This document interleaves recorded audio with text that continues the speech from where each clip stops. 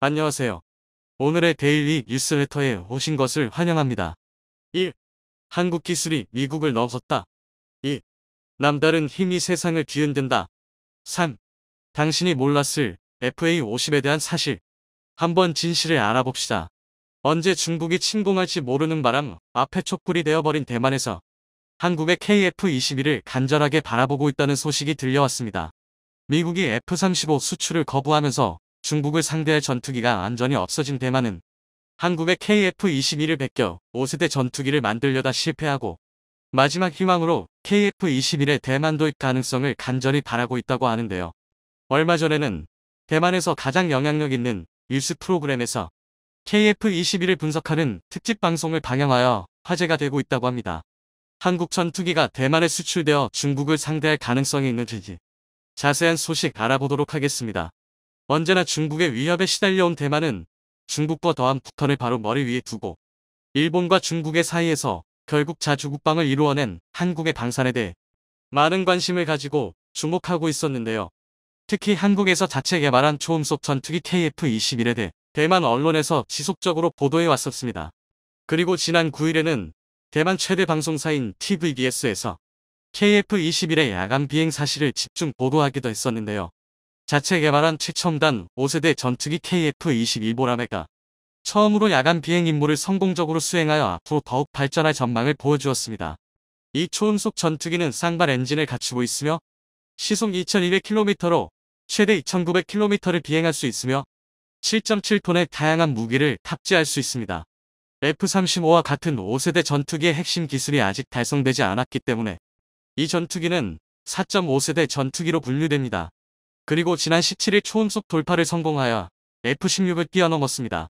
KF-21은 단좌식과 양좌식으로 나뉘며 이를 통해 한국이 자주국방에 대한 염원이 매우 크다는 것을 알 수 있습니다. 대만의 주력 전투기인 F-16의 수준을 훨씬 뛰어넘었으며 대만이 해내지 못했던 자주국방의 길을 걷고 있다고 전했습니다. 사실 대만처럼 적대관계도 아닌 국가의 무기 개발 현황을 실시간으로 보도하며 주목하고 있는 것은 매우 이례적인 일인데요. 대만에서까지 한국 전투기 개발 현황을 관심 있게 지켜보고 있는 이유는 자신들과는 다르게 성공적으로 무기 개발을 이어나가고 있는 한국의 상황이 너무 부럽기 때문입니다. 사실 우리나라보다 앞서 자체적으로 전투기 개발을 시작했던 나라가 대만인데요. 1980년대 노후화된 전투기 전력 교체가 시급했던 대만에선 미국이 중국과의 관계를 고려해 최신 무기 수출을 거부하자 결국 전투기의 자체 개발을 시작했었고 그렇게 대만 최초의 국산 전투기 경북호가 만들어졌습니다. 하지만 미국에서 중국을 자극하지 않기 위한 제약 조건을 내거는 바람에 경북호의 항속거리는 F5E보다 길지 않아야 했고 공대지 능력은 F-16보다 우수하지 않아야 한다는 어처구니 없는 조건이 붙어 있었다. 게다가 미국 주요 엔진사들도 참여를 거부하여 당시 민항기용 제트 엔진을 개발하던 미국 한일 가레사와 손을 잡고 F-125 엔진을 개발했었는데요. F-125 엔진의 추력은 T-50 엔진의 절반 수준에 지나지 않아 쌍발이면서도 T-50보다 추중비가 떨어질 정도였습니다. 또한 부족한 기술로 어떻게든 전투기를 만들기 위해 온갖 곳에 부품을 끌어놨은 결과 경북호 1호기의 출고 당시 전투기의 국산화율이 3%에 지나지 않았다고 합니다. 한국의 경우 T-50 1호기가 출고되었을 당시 국산화율이 48%에 달했던 걸 생각하면 처참한 결과물이었죠. 경북호의 이토록 낮은 국산화율은 이후 대만 항공기 사업의 발목을 잡는 걸림돌이 되고 말았는데요. 중국이 제2-20과 같은 5세대 전투기를 전력화하자 대만에서도 미국의 F-35를 도입하고자 했었지만 중국을 자극할 수 있다고 판단한 미 회의 거부로 무산되고 말았습니다. 때문에 또한 대만은 국산 전투기 개발에 나서기로 결정했었는데요. 마침 대만보다 전투기 개발 후발주자였던 한국에서도 KF-21을 순조롭게 개발하고 있다는 소식에 자신감을 얻어 지난해 3월 대만은 차세대 주력 전투기 개발을 선언했었다. 대만의 차세대 전투기 에드는 KF-21과 동일한 F414 엔진을 채택하고 국산 스텔스 형상 설계를 도입하여 누가 보더라도 KF-21을 그대로 따라한 것이라는 걸 쉽게 알 수 있었습니다. 대만 국방부는 1조 원의 예산을 들여 단 2년 만인 2024년까지 시제품을 공개하겠다는 야심찬 계획을 세웠었는데요. 하지만 우리나라를 포함해 각국의 항공 전문가들은 대만이 5세대 전투기 개발에 성공할 가능성이 낮다고 보고 있었습니다. 1980년대에 자체 전투기를 개발한 대만이었지만 앞서 언급한 3%밖에 되지 않는 국산화율로 인해 제대로 된 항공산업이 발달할 여지를 주지 못했었기에 대만의 항공기술력은 30년 전에 그대로 머물러 있었던 것인데요. 결국 지난 9월 대만은 비현실적인 계획이었다는 사실을 인정하고 F414 엔진 주문을 취소하며 개발 중단을 선언했습니다.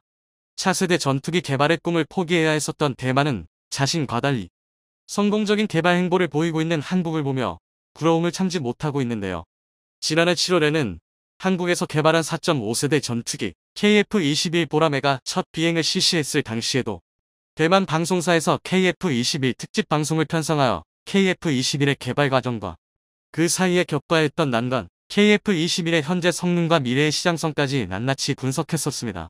KF-21 초도기가 7월 19일 우렁찬 엔진 소리와 함께 날아올랐습니다. 경남 사천의 제3훈련 비행단에서 이륙한 전투기는 성공적으로 첫 비행을 마쳤습니다. 한국에 있어서 KF-21은 매우 중요한 이정표입니다. 이것은 한국에서 제작한 세 번째 전투기입니다. 한 나라에 있어서 독자적인 방위 능력과 국산 항공기 생산은 매우 중요합니다. KF-21은 최초의 국산 항공기 KTA 웅비 T-50 고등훈련기의 뒤를 잇는 세 번째 국산 항공기입니다. 풀업기를 만든 지 30년 만에 초음속 전투기까지 기술 도약을 이루어내는 데 성공한 것이죠. KF-21 프로젝트는 한국과 인도네시아가 공동 투자한 다음 세대의 국산 전투기입니다. 이 비행기는 착륙장에서 랜딩 기어를 내리지 않고 33분간 비행한 뒤 착륙했습니다. KF-21 프로젝트는 20년에 걸쳐 개발되어 완성되었으며 한국이 항공산업을 성장시키는 데 큰 야심을 보여주고 있습니다. 특히 유럽 업체와 미국 업체들이 한국과 협력하길 원하는데 예를 들어 T-50 고등훈련기는 한국과 록히드 마틴이 함께 만들었습니다. KF-21은 F-35를 첨부하여 개발된 것으로 5세대 전투기의 기준에는 못 미치는 4.5세대 전투기로 분류됩니다. 동체 길이는 16.9m이며 높이 11.2m, 폭 4.7m, 중량은 17.2톤입니다. 최대 항속 마하 1.8의 최대 무장량은 7.7톤이고 하드포인트 10개를 갖추고 있습니다. KF-21이 막 공개되었을 당시이기에 하드포인트가 10개로 알려져 있었지만 실제로는 12개의 하드포인트를 갖추고 있습니다. KF-21은 대략 4.75세대와 5세대 전투기 사이 기술을 갖추고 있으며 온전한 스텔스 형상을 가진 것이 특징입니다. 이는 슈퍼호넷과 같이 일부만 스텔스 형상으로 제작된 것과 다릅니다. KF-21에는 한국에서 개발한 이사레이더, 적외선 관측 시스템이 장착되어 있습니다. 다만 아직 내부 무장창은 갖추지 못한 상태입니다. 2021년까지 KF-X 프로젝트에 167억 달러의 예산을 투입한 한국은 2032년 이전에 132대를 구입할 계획입니다. 이 프로젝트는 개발 과정에서 여러 차례 자금과 기술적 문제로 지연되었으며 반대파들의 반대에도 직면했었습니다. 비용 문제로 비판을 받기도 했지만 KF-X 프로젝트는 한국 항공산업의 역량을 보여주는 중요한 프로젝트로서 정부와 국민의 결의로 어려움을 극복해 나가고 있습니다. 대만에서 가장 부러워했던 점이 이런 부분이었는데요. 한국 역시 미국의 기술 이전, 거부와 예산으로 인한 반대에 부딪혔으면 국산 전투기가 필요하다는 국민적 지지와 기술 개발에 피땀을 흘린 연구진들의 노력으로 모든 난관을 극복해낼 수 있었습니다. 국제군용기 시장을 관찰했을 때 현재 수출되는 대부분의 5세대 전투기는 미국의 F-35입니다. 하지만 F-35는 정말 비싸고 운용비용도 높습니다. 미래의 KF-21은 5세대와 4세대 전투기 사이의 시장에서 F-16과 F-35 사이의 공백을 채울 수 있습니다. 한국은 국방산업 발전에 전력을 다하여 지난해 100% 이상 성장하여 전 세계 8위의 무기 수출국이 되었습니다. 아시아 국가 중에선 중국에 이어 2위입니다. 7월 27일에는 폴란드 국방부와 14억 1천만 달러 규모의 방산 계약을 체결하여 K2 흑표전차 180대, K9 자주포 670대, FA-50 경전투기 48대 등을 수출할 예정입니다. 이로써 폴란드는 대한민국의 최대 군수품 수입국이 되었습니다. 대만과 달리 4.5세대 국산 전투기를 통해 자주 국방을 이루어내고 세계적인 방산 강국으로 떠오르고 있는 한국의 모습에 대만 네티즌들은 좌절감을 감추지 못하고 있습니다. 몇몇 네티즌들은 제발 대만에도 KF-21을 팔아달라고 말하고 있는데요. 지리적으로도 멀지 않고 수출의 걸림돌이 되는 미국의 핵심 항공 기술 역시 우리 연구진의 노력으로 국산화에 성공했으니 KF-21의 대만 수출이 완전히 말이 안 되는 일은 아닌데요. 하지만 대만에 무기를 수출을 하는 순간 중국이 무슨 짓을 할지 모르기에 대만 네티즌들의 바람처럼 되기는 어려워 보입니다. 남들보다 빠르게 만드는 것도 중요하지만 그 시도를 통해 미래를 향해 나아갈 수 있는 기반을 마련하는 것이 더 중요하다는 사실을 대만 항공 개발사를 통해 느끼는데요. 최근 대한민국 최초의 국산 전투기 KF-21 보람의 양산 계획이 크게 뒤바뀔지도 모른다는 추측이 등장했습니다. 지난 11월 10일 KF-21 CJ2호기는 별다른 이상 없이 35분간 비행하며 최초 시험 비행에 성공했는데요. 무사히 성능 검증에 성공한 건 상당히 축하할 만한 일이지만 CJ1호기의 초도 비행 때보다는 일반 대중의 관심이 적었습니다. 아무래도 앞으로 2000회 이상 시험 비행이 남아있다 보니 많은 분이 시험 비행에 일희일비하기보단 본격적인 양산을 기다리시는 것 같은데요. 그런데 이런 일반적인 생각과 정반대로 군사 전문가들 사이에서는 심상치 않은 추측이 제기되고 있습니다. 다음 시얘기는 지금까지와 무언가 다를 것이라는 가능성이 있다는 건데요. 바로 KF-21 목자형입니다. 현재 KF-21은 단자형 4개, 복자형 2개, 총 6개의 시제기가 제작되어 있는데요. 만약 복자형 KF-21도 지금까지처럼 무사히 시험 비행에 성공한다면 KF-21 양산 계획은 기존과 완전히 다른 방향으로 흐를 수도 있습니다. 다름 아닌 KF-21 양산 물량 중 일부를 전자전기로 개량하는 것입니다. 그렇게 된다면 이미 한번 소요 검증 실패로 쓴맛을 본 우리 공군의 최대 수관 사업 중 하나인 전자전기를 드디어 확보하게 되는 것입니다. 그것도 로우급 기체가 아니라 4.5세대 미들급 기체 중 끝판왕이라는 KF-21 기반 전자전기를 확보하게 되는 것이죠. 그런데 한국 공군의 이런 희망과 달리 반대 의견도 만만치 않습니다. 지금 당장 미들급 전투기 전력 확보에도 벅찬데 무슨 화력도 약한 전자전기를 개발 안 하는 건데요. 이해가 안 되는 주장은 아니지만 결론부터 말하면 이는 그다지 옳은 생각이 아닙니다. 물론 한국이 미국처럼 150대가 넘는 전자전기를 보유할 필요는 없지만 적어도 수십 대 정도의 전자전기는 반드시 보유해야만 합니다. 그도 그럴 게 단순히 전투기의 숫자를 늘리는 게 우리 공군력에 더하기가 된다면 전자전기는 아예 전투의 차원을 바꿔버리는 곱하기입니다.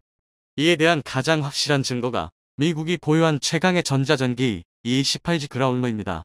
전장 18.3m, 전폭 13.6m, 전고 4.8m의 그라울러는 외형만 보면 특별할 게 없는 기체인데요. FA-18 슈퍼호넷을 기반으로 개량했기 때문에 그만큼 특별하다고 할 만한 구석도 없습니다. 또한 아시즈 값이 1제곱미터에 불과하긴 하지만 어찌되었든 스텔스기라고 하기에는 부족한 수준이고 더군다나 KF-21처럼 완전 스텔스 성능으로의 개량도 불가능합니다. 즉 외적인 측면만 보면 전자전기의 특성상 화력도 부족하고 굳이 보유할 필요도 없는 기체인 것입니다. 그런데도 미국은 그라울러를 158대나 보유하고 있고 미군의 가장 강력한 전력인 항공모함에 배치하고 있습니다. 심지어 다른 최강의 스텔스기 중 하나인 F-35는 수출이 꽤 자유로운 편이지만 그라울러만큼은 미국을 제외하면 2015년 호주가 단 12대를 도입한 게 최초였고 비교적 최근에야 총사업비가 19조 6천억 원은 핀란드의 초대형 전투기 도입 사업에서 14대 수출을 허가한 게 전부입니다.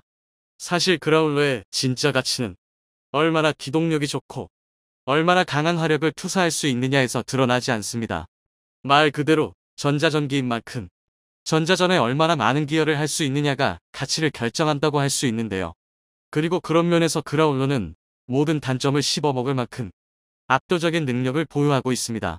하지만 이를 알기 위해서는 전자전에 대해서 알아야 합니다.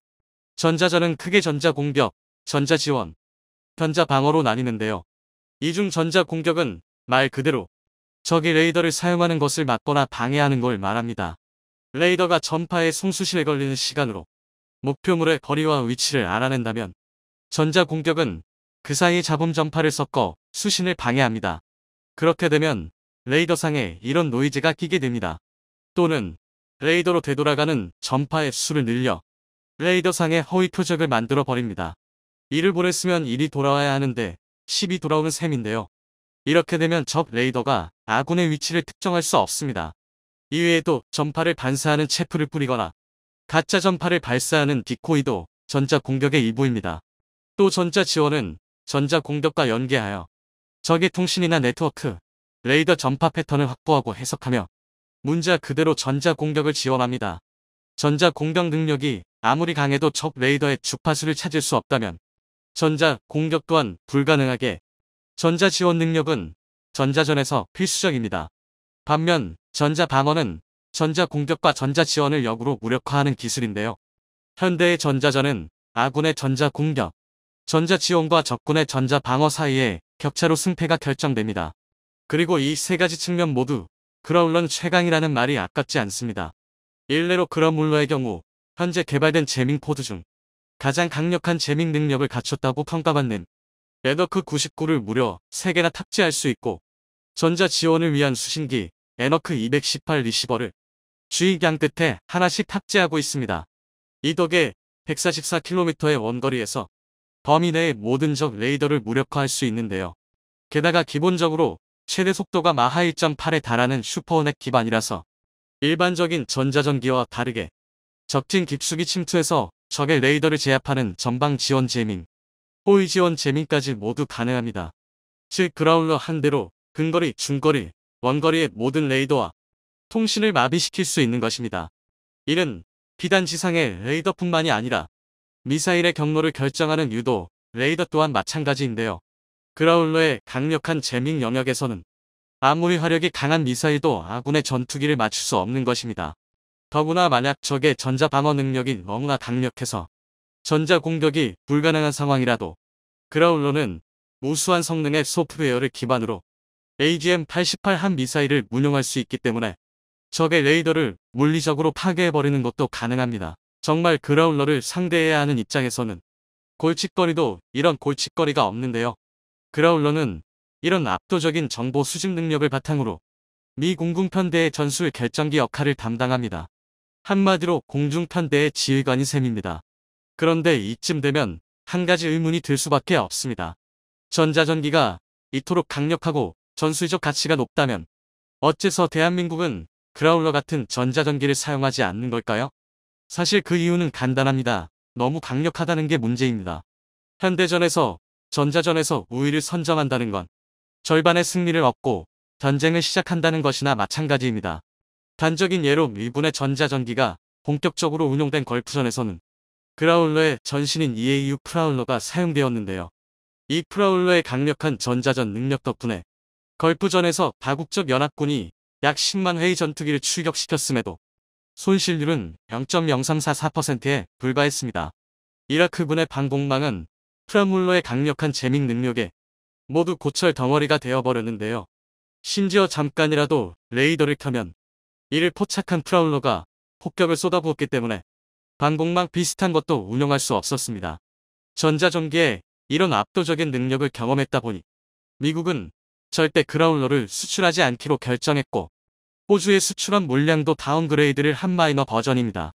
심지어 그 와중에도 에너크 99나 에너크 218은 운용자인 호주 공군에서조차 분해는 물론이고 정비마저 불가능할 정도로 철저한 관리를 받고 있습니다. 해외 운용군에 대해 미군이 보관 운용까지 철저하게 관리하고 있는 건데요. 그만큼 미국은 그라울러를 극비 무기 취급하고 있습니다. 오죽하면 한국 또한 3차 FX 사업 당시 그라울러를 수입하고자 했지만 핵심 군사 기술을 국외로 반출할 수 없다는 이유로 거부당했습니다. 이는 생각보다 심각한 문제였는데요. 바로 북한 때문입니다. 이미 몇 번 말씀드렸다시피 북한의 공군 전력은 없느니만도 못한 수준이지만 이에 대한 반사효과로 방공망은 굉장히 촘촘히 구성되어 있습니다. 이른바 거미줄 방공망인데요. 실제로 미 CIA조차 북한의 방공망 밀도만큼은 세계 최고 수준이라고 분석했습니다. 물론 북한답게 질보다는 양으로 승부를 보는 모양새지만 우리 공군 입장에서는 분명한 위협입니다. 특히 북한은 최대 요격 고도 18km의 SA-3을 140대 이상 보유하고 있고 최대 요격 고도 25km의 SA-2는 180대 이상, 최대 요격 고도 40km의 SA-5는 40대 이상 보유하는 다수의 지대공 미사일로 방공망을 구성했는데요. 여기에 상세 스펙이 알려지지 않은 북한판 패트리엇 KN-06과 14,000대가 넘을 것으로 추정되는 대공포와 램페즈까지 합치면 북한의 방공망은 우리 공군의 가장 큰 위협입니다. 하지만 FX 사업 당시 군사 전문가들의 분석에 의하면 북한의 방공망이 아무리 촘촘하다 하더라도 유사시 6대의 그라울러가 포함된 전투기 편대면 이 모든 걸 무력화시킬 수 있습니다. 북한은 강력한 방공망을 보유한 것과 반대로 전자전 능력은 원시인 수준이기 때문인데요.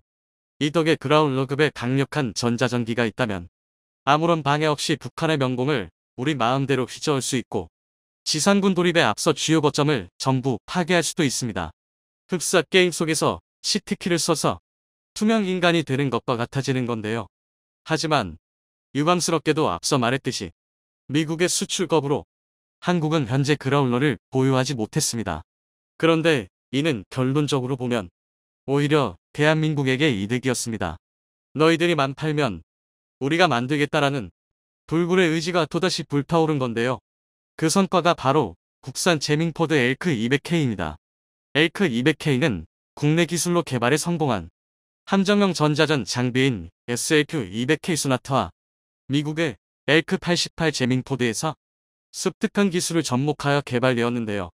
엘크 200K의 정확한 세부 성능은 공개되지 않았지만 에너크 99에 근접하거나 조금 못 미치는 수준으로 적 레이더 교란과 무력화, 응급 상황에서는 체프 및 플레어 자동 발사 등 우수한 성능의 전자 공격을 수행할 수 있는 것으로 알려져 있습니다. 실제로 엘크 200K는 전용 전자전기가 없는 상황에서도 KF-16에 탑재되어 대한민국 공군의 전자전을 담당했는데요. 이것만 해도 성능이 검증되었다고 할 수 있지만 더 놀라운 건 엘크 200K에 대한 미국의 반응입니다. 2011년 당시 파키스탄은 한국에서 엘크 200K를 도입하고자 했는데요. 그런데 갑자기 이 사업에 미국이 끼어들어 학을 떼며 반대했습니다. 중국이 파키스탄을 통해 엘크 200K를 수입할 수 있다는 이유 때문이었는데요. 미국의 압박이 얼마나 강했는지 한국은 어쩔 수 없이 엘크 200K 수출을 취소했을 정도입니다. 이는 미국이 엘크 200K가 적국에 넘어갈 시 미 본토를 위협할 정도의 성능이라고 판단했다는 방증입니다. 그리고 실제로 전 세계 대다수의 군사 관계자와 전문가들은 엘크 200K의 등장과 함께 대한민국의 전자전 능력을 전 세계에서 7번째로 꼽고 있습니다. 하지만 이것도 옛날 얘기입니다. 앞서 말했듯 KF-21이 등장하면서 전 세계 전자전의 판도가 뒤흔들리고 있습니다. KF-21은 엘크 200K를 통합전자전 체계 EW 슈트로 개량하여 아예 전투기 내부에 내장하고 있는데요. 쉽게 말해 KF-21은 아무런 추가 장비 없이 엘크 200K 외장 포드를 탑재한 전투기와 동일한 수준의 전자전이 가능하다는 것입니다. 게다가 KF-21에 탑재된 이사 레이더는 고출력 에너지를 적 레이더에 집중 조사해서 회로를 불태워버리는 전자 공격이 가능한데요. KF-21은 주 임무로 전투기의 역할을 수행함과 동시에 부임무로 전자전기의 역할까지 수행할 수 있는 것입니다. 그리고 여기에 더해 파일럿 2명이 전투기 조종과 전자전을 따로따로 수행할 수 있는 KF-21 자형은 추가적인 전문 전자전기로도 개량이 가능한데요. 현재 한국의 전자전 기술을 생각하면 이 18G 그라울러를 뛰어넘는 전자전기를 만드는 것도 꿈은 아닙니다. 하지만 대한민국의 전자전기 자체 개발 계획은 이미 자초된 경험이 있습니다. 전자전기가 필요한 이유에 대한 소요 검증이 실패한 건데요. 아직은 대한민국이 전자전 능력보다는 화력을 더 중요하게 생각하고 있기 때문입니다.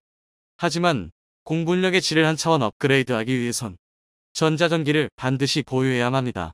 그리고 이를 위해선 먼저 전 국민적 여론이 형성되어야 할 텐데요. 대한민국의 전자전기 보유를 위한 물시가 되어주시길 바랍니다. 최근 필리핀에서 FA-50의 가동률 관련 문제가 뜨거운 감자로 떠오르고 있습니다. 90% 전후를 유지하고 있다던 FA-50의 가동률이 실제로는 25% 미만이라는 외신의 폭로가 이어지며 많은 이들이 충격에 빠졌는데요. 숨겨진 속 사정이 밝혀지며 전 세계가 또 한 번 발칵 뒤집혔다고 합니다. 이러한 논란 속에 말레이시아 정부 대표단이 한국 공장을 방문할 예정임이 밝혀지며 전 세계에 관심이 쏠리고 있습니다. 또한 80% 이상의 생산 능력을 향상시킬 수 있는 한국 공장의 신기술이 공개되며 곳곳에서 기립박수가 터지고 있다고 하는데요. 그 자세한 내용 알아보도록 하겠습니다. 지난 9월 23일 필리핀의 군사 전문 매체 맥스 디펜스에서 필리핀에서 보유 중인 FA-50 12기 중 3기만 운용 가능하다는 내용의 기사를 보도하여 FA-50의 가동률에 대한 논란이 시작되었습니다. 이어서 또 다른 필리핀 언론과 이탈리아 언론이 해당 기사를 확산시키며 그 논란이 일파만파 커졌는데요. 이탈리아는 M346을 만드는 국가로 FA50 이슈화에 적극적입니다.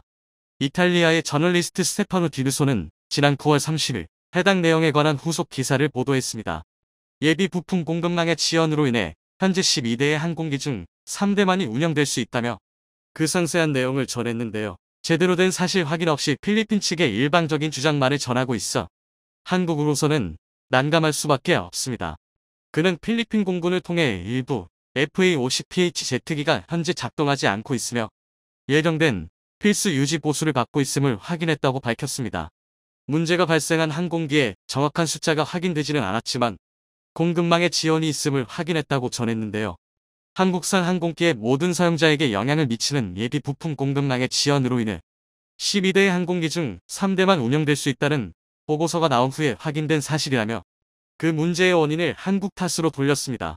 또한 그는 공급망의 지연은 현재 인도네시아, 이라크, 태국 및 콜롬비아를 포함하는 항공기의 다른 사용자에게도 영향을 미칠 수 있다며 이것이 몇 주 전에 폴란드에서 주문한 FA50의 인도에 어떤 영향을 미칠지 알 수 없다고 그 논란을 더욱 키웠습니다.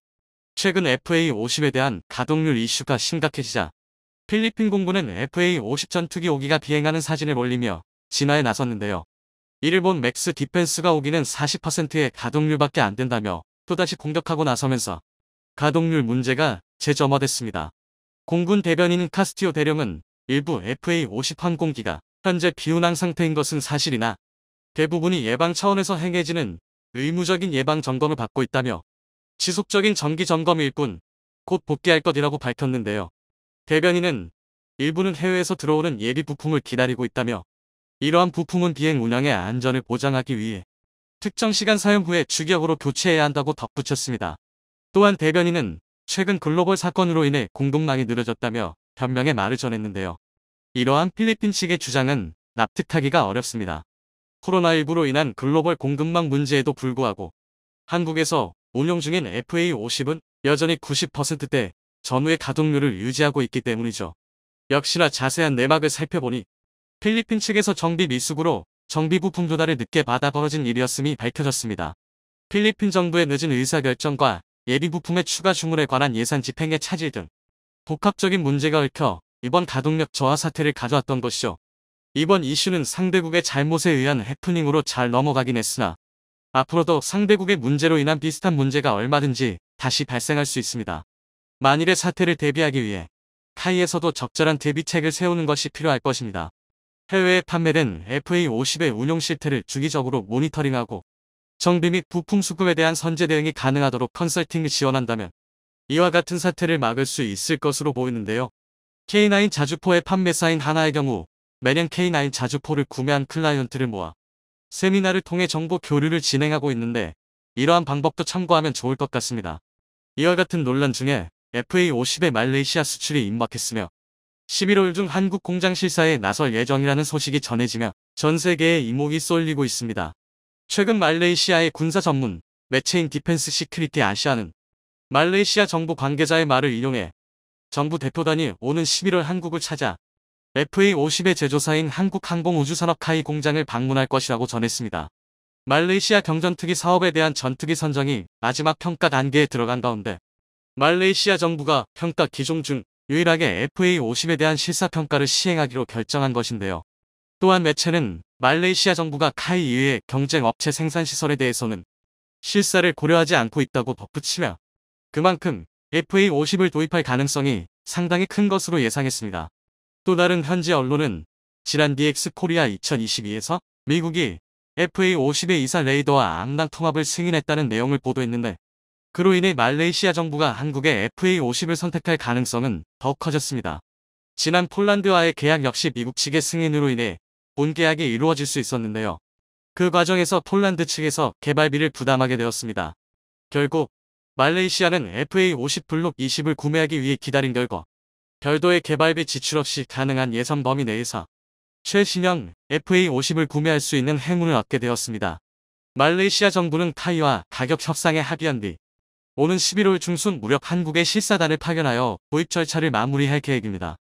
한 업계 관계자에 따르면 말레이시아 정부 대표는 한국을 방문하여 FA50 경전투기에 대한 기체 검사 등 물리적인 평가를 수행한 뒤 카이의 생산시설을 방문할 예정이라고 합니다.